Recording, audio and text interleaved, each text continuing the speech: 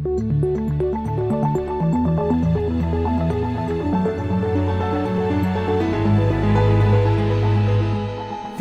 This Morning.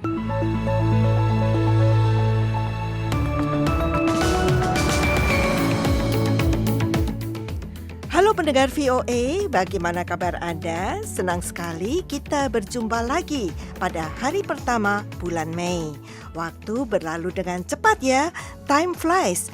Sebagian orang senang dengan cepatnya waktu berlalu, namun sebagian lainnya kurang menyukai karena ya kita cepat tua jadinya. Tapi itu kan alami ya dalam kehidupan ini. Yang penting selalu sehat dan bahagia. Pendengar, saya Puspita Sariwati akan menemani Anda dalam VOA This Morning. Redaksi kami telah menyiapkan berbagai laporan dan info menarik. Di antaranya, Israel pastikan keputusan ICC tidak akan hentikan tekadnya mencapai tujuan perang. Badan-badan internasional yang didirikan untuk mencegah Holocaust lainnya sedang mempertimbangkan untuk menyangkal hak negara Yahudi untuk membela diri. Gunung Ruang kembali meletus, belasan ribu orang mengungsi.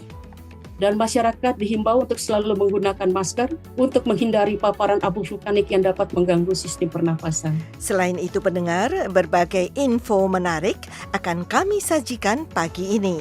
Jangan lupa Anda juga dapat mendengarkan VOA This Morning secara live streaming di www.voaindonesia.com atau kapan saja di platform podcast langganan Anda seperti Spotify, YouTube Podcast, atau Apple Podcast.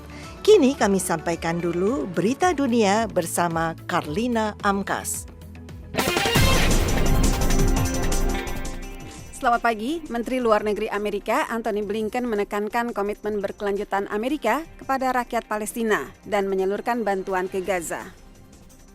The United States remains the largest provider of humanitarian assistance and assistance in general. Kepada wartawan di Amman, Yordania, ia mengatakan Amerika tetap menjadi penyedia bantuan kemanusiaan terbesar dan bantuan secara umum kepada rakyat Palestina. Namun, kami bertekad agar masyarakat mendapatkan bantuan yang mereka butuhkan. Blinken juga menekankan pentingnya mencapai gencatan senjata dan pembebasan sandera sebagai cara terbaik untuk menciptakan lingkungan di mana kita bisa memaksimalkan bantuan yang masuk, meringankan penderitaan masyarakat, dan juga menciptakan kondisi untuk perdamaian yang abadi. Donald Trump Selasa dinyatakan menghina pengadilan dan didenda $9.000. Trump, kata hakim, berulang kali melanggar perintah bungkam yang melarangnya membuat pernyataan publik tentang saksi, juri, dan beberapa orang lain yang terkait kasus uang tutup mulut di New York. Kalau masih juga melanggar, hakim memperingatkan dia bisa dipenjara. Jaksa menuduh ada 10 pelanggaran, tetapi menurut hakim New York, Juan M. Merchant, ada 9 pelanggaran. Sambil mengernyit, Trump menatap meja di depannya sewaktu hakim membacakan putusan. Putusan itu merupakan teguran keras bagi Trump yang bersikeras bahwa ia sedang menggunakan haknya kebebasan berpendapat. Putusan itu juga sebagai pengingat bahwa ia adalah seorang terdakwa kriminal yang harus menjalani kenyataan pahit dalam prosedur persidangan. Trump mempunyai waktu hingga Jumat sore untuk membayar denda itu. Selain itu, ia harus menghapus 7 postingan di akun Truth Social miliknya yang menyinggung dan 2 postingan dari situs kampanyenya selambat-lambatnya Selasa siang tadi. Seorang pejabat Organisasi Kesehatan Dunia WHO Selasa mengatakan bahwa ada risiko virus flu burung H5N1 menyebar ke sapi di negara lain di luar Amerika melalui burung yang bermigrasi. Pejabat-pejabat Amerika berupaya memverifikasi keamanan susu dan daging setelah memastikan adanya virus H5N1 di 34 peternakan sapi perah di 9 negara bagian sejak akhir Maret. 1 orang di Texas juga dikonfirmasi mengidap virus tersebut. With regards this virus infecting cows in other countries. Dengan virus yang dibawa ke seluruh dunia melalui burung-burung yang bermigrasi, tentunya terdapat risiko bagi sapi-sapi di negara lain untuk tertular, kata Wenqing Zhang, Kepala Program Influenza Global WHO pada konferensi pers di Jenewa. Dia menegaskan bahwa badan PBB tersebut menganggap risiko kesehatan masyarakat secara keseluruhan yang ditimbulkan oleh virus ini rendah. Namun, ia mendesak masyarakat agar waspada.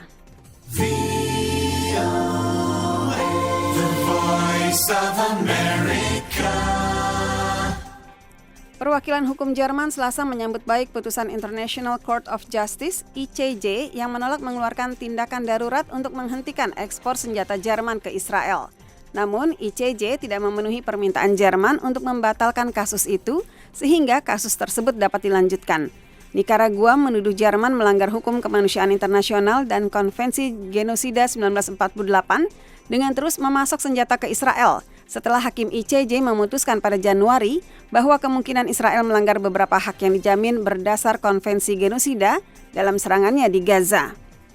The existence of this case will keep everybody vigilant and remembering what their obligations are. Duta Besar Nicaragua Carlos Jose Arguello Gomez mengatakan meskipun permintaan negaranya untuk tindakan darurat belum dikabulkan, kasus ini akan membuat semua orang waspada untuk menyadari kewajiban mereka.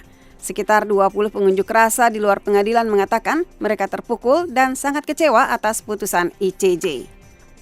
Puluhan demonstran Selasa pagi menguasai gedung di Columbia University di New York. Mereka menutup pintu masuk dan mengibarkan bendera Palestina di luar jendela.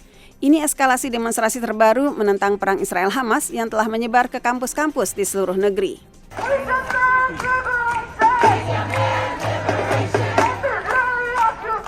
Pengunjuk rasa di kampus Columbia di Manhattan bergandengan tangan di depan Hamilton Hall Selasa pagi. Mereka membawa perabotan serta barikade besi ke gedung itu yang pernah diduduki dalam protes hak-hak sipil dan anti perang Vietnam pada 1968 menurut rekaman video. Hamilton Hall adalah gedung akademik yang dibuka pada 1907.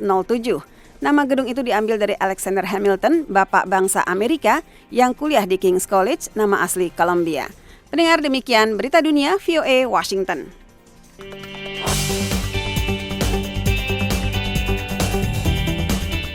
Pendengar, Perdana Menteri Israel Benjamin Netanyahu bersikeras untuk terus melancarkan serangan terhadap Hamas, terlepas adanya kekhawatiran akan dikeluarkannya surat perintah penangkapan oleh ICC.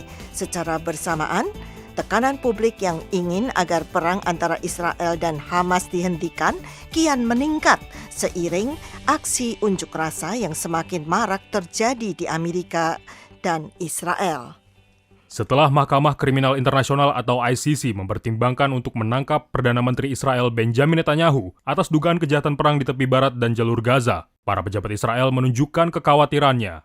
Meski begitu, melalui sebuah pernyataan video yang diunggah dalam akun X miliknya, Netanyahu mengatakan tidak ada keputusan apapun baik dari Den Haag atau manapun yang akan merusak tekad Israel mencapai semua tujuan perang ini. 80 שנה אחרי השואה, הגופים הבינלאומיים שקמו למנוע שואה נוספת. 80 tahun setelah Holocaust, badan-badan internasional yang didirikan untuk mencegah Holocaust lainnya sedang mempertimbangkan untuk menyangkal hak negara Yahudi untuk membela diri. Untuk membela diri dari siapa? Dari mereka yang masih bertindak secara terbuka untuk melakukan genosida terhadap kami.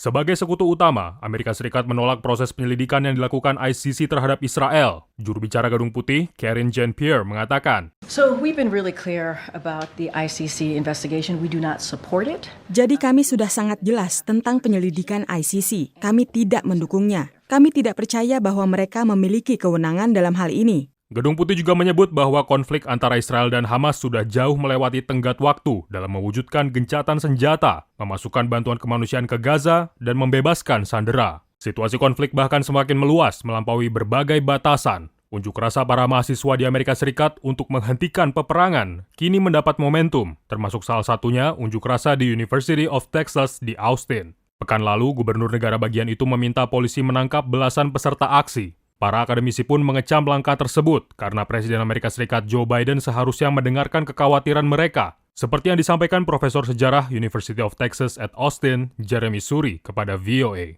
He has to show even more clear results. There has to be a pause in the fighting. Biden harus menunjukkan hasil yang lebih jelas lagi. Harus ada jeda dalam pertempuran ini. Sandra harus dikembalikan. Harus ada negosiasi yang terlihat. Dan dia harus menunjukkan bahwa dirinya mendorong kedua pihak, tidak hanya satu pihak, tetapi kedua pihak ke meja perundingan. Aksi unjuk rasa ini bahkan semakin dekat ke pemerintahan Amerika ketika para demonstran beraksi dalam acara formal makan malam bersama jurnalis di Washington yang turut dihadiri oleh Presiden. Sementara di ibu kota Israel, Tel Aviv, ratusan peserta aksi unjuk rasa yang menuntut dihentikannya perang turun ke jalan Senin lalu.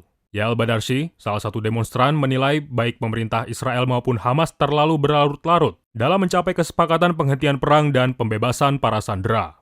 Hamas berulang kali mengatakan tidak akan membebaskan sandera yang tersisa sebelum ada kesepakatan untuk mengakhiri perang. Netanyahu menolak tuntutan itu dan mengatakan Israel akan terus melancarkan serangannya hingga Hamas dihancurkan dan semua sandera dibebaskan, termasuk ofensif ke kota Rafah. Dari Washington DC, Taris Hirziman melaporkan untuk VOA.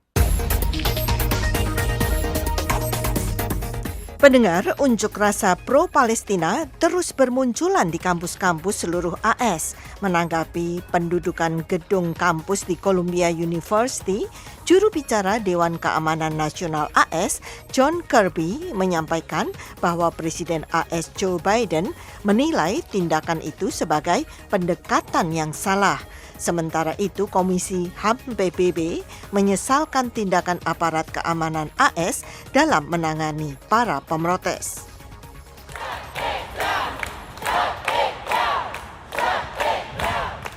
Puluhan pengunjuk rasa menduduki sebuah gedung di Columbia University, New York pada Selasa pagi. Mereka membarikade pintu masuk dan membentangkan bendera Palestina dari jendela gedung. Aksi tersebut mengeskalasi perseteruan antara mahasiswa demonstran dengan pihak universitas yang mulai menskors para mahasiswanya karena menolak membongkar tenda-tenda yang mereka dirikan di kampus mereka sebagai bentuk protes. Dalam sebuah unggahan di platform media sosial X, para pengunjuk rasa menyatakan mereka berencana untuk tetap berada di aula gedung sampai pihak universitas menyetujui 3 tuntutan mereka: divestasi dari Israel, transparansi dalam pengelolaan keuangan universitas, dan amnesti bagi para mahasiswa dan staf pengajar yang terlibat dalam protes. Juru bicara Dewan Keamanan Nasional Amerika, John Kirby, pada Selasa menyampaikan bahwa Presiden Amerika Joe Biden menilai aksi pendudukan gedung kampus tersebut adalah pendekatan yang salah. The president believes that forcibly taking over a building on campus is absolutely the wrong approach. That is not. Presiden Biden menilai bahwa menduduki gedung kampus secara paksa adalah pendekatan yang salah. Itu bukan contoh unjuk rasa damai. Dan tentu saja, seperti yang Anda perhatikan dengan seksama, itu adalah ujaran kebencian. Tidak ada tempat bagi simbol-simbol ujaran kebencian di negara ini. Aksi pendudukan gedung kampus di Columbia University menjadi inti aksi protes terkait konflik Gaza yang mengguncang kampus-kampus universitas di seluruh Amerika dalam beberapa pekan terakhir. Demonstrasi besar-besaran juga terjadi di kampus-kampus di negara lain. Kebanyakan unjuk rasa digelar tanpa insiden dan terus berlanjut. Namun di sejumlah lokasi, protes dibubarkan atau dihentikan oleh aparat keamanan. Ratusan mahasiswa telah ditangkap.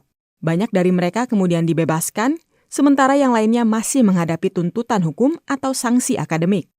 Komisi Hak Asasi Manusia PBB pada Selasa mengungkapkan pihaknya terganggu dengan tindakan keras aparat keamanan Amerika yang berupaya membubarkan aksi protes pro-Palestina di kampus-kampus.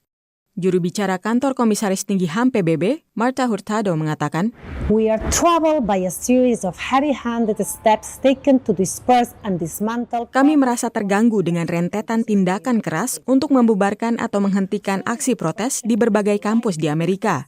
Kebebasan berekspresi dan hak untuk berkumpul secara damai merupakan hak fundamental bagi masyarakat, terutama ketika ada perbedaan pendapat yang begitu tajam mengenai isu-isu besar, seperti yang terjadi dalam kaitannya dengan konflik di wilayah pendudukan Palestina dan Israel, jelas Hurtado.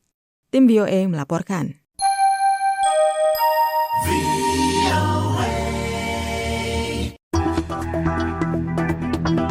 Sedikitnya 11.000 warga Pulau Tagulandang di Kabupaten Kepulauan Siau, Tagulandang atau Sitaro, Sulawesi Utara harus mengungsi ke tempat yang aman pasca letusan Gunung Ruang hari Selasa. Masa tanggap darurat diperpanjang hingga 13 Mei. Berikut laporan dari Poso, Sulawesi Tengah. Masa tanggap darurat akibat erupsi Gunung Api Ruang di Kabupaten Sitaro, Sulawesi Utara telah diperpanjang selama 14 hari ke depan, terhitung sejak tanggal 30 April ini. Kebijakan perpanjangan status tanggap darurat itu diambil seiring terjadinya peningkatan aktivitas vulkanik Gunung Api Ruang yang kembali erupsi pada pukul 1:15 waktu Indonesia Tengah tadi. Selang 15 menit setelah erupsi itu, Pusat Vulkanologi dan Mitigasi Bencana Geologi atau PVMBG menaikkan tingkat aktivitas gunung itu dari level 3 siaga menjadi level 4 awas. Hal ini membuat warga di Pulau Tagulandang yang berada dalam radius 7 km dari puncak kawah harus kembali mengungsi ke tempat yang aman. Kepala Pusat Data, Informasi dan Komunikasi Kebencanaan Badan Nasional Penanggulangan Bencana atau BNPB, Abdul Muhari menjelaskan hal ini lebih jauh. Melihat dari karakter dampak dari erupsi yang terjadi dini hari hingga pagi hari tadi, itu berbeda dengan erupsi 2 minggu yang lalu. Kalau 2 minggu lalu itu harus dikosongkan 6 km, maka per hari ini tuh harus dikosongkan 7 km. BNPB sudah mengestimasi populasi penduduk yang harus kita evakuasi itu lebih kurang 11.000 hingga 12.000 jiwa. Badan Penanggulangan Bencana Daerah atau BPBD Kabupaten Sitaro bersama TNI Polri kini bergerak cepat mengevakuasi warga Pulau Tagulandang menuju ke Pulau Siau.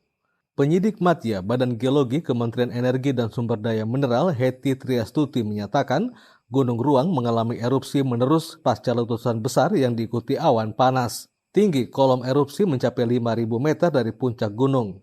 Ia menyerukan seluruh warga Pulau Tagulandang segera dievakuasi sebelum terlambat. Kepada masyarakat di Pulau Tagulandang, khususnya yang bermukim dekat pantai, agar mewaspadai potensi lontaran batu pijar, luruhan awan panas atau surge, dan tsunami akibat material erupsi yang masuk ke laut atau runtuhnya tubuh gunung api ke dalam laut. Dan masyarakat dihimbau untuk selalu menggunakan masker untuk menghindari paparan abu vulkanik yang dapat mengganggu sistem pernafasan. Sejak tahun 1808 hingga 2002, Gunung Ruang telah berulang kali erupsi. Bahaya utama yang ditimbulkannya adalah awan panas dan aliran lava yang dapat menyelimuti seluruh pulau. Dari Kabupaten Poso, Sulawesi Tengah, Yohanes Lita melaporkan untuk VOA Washington.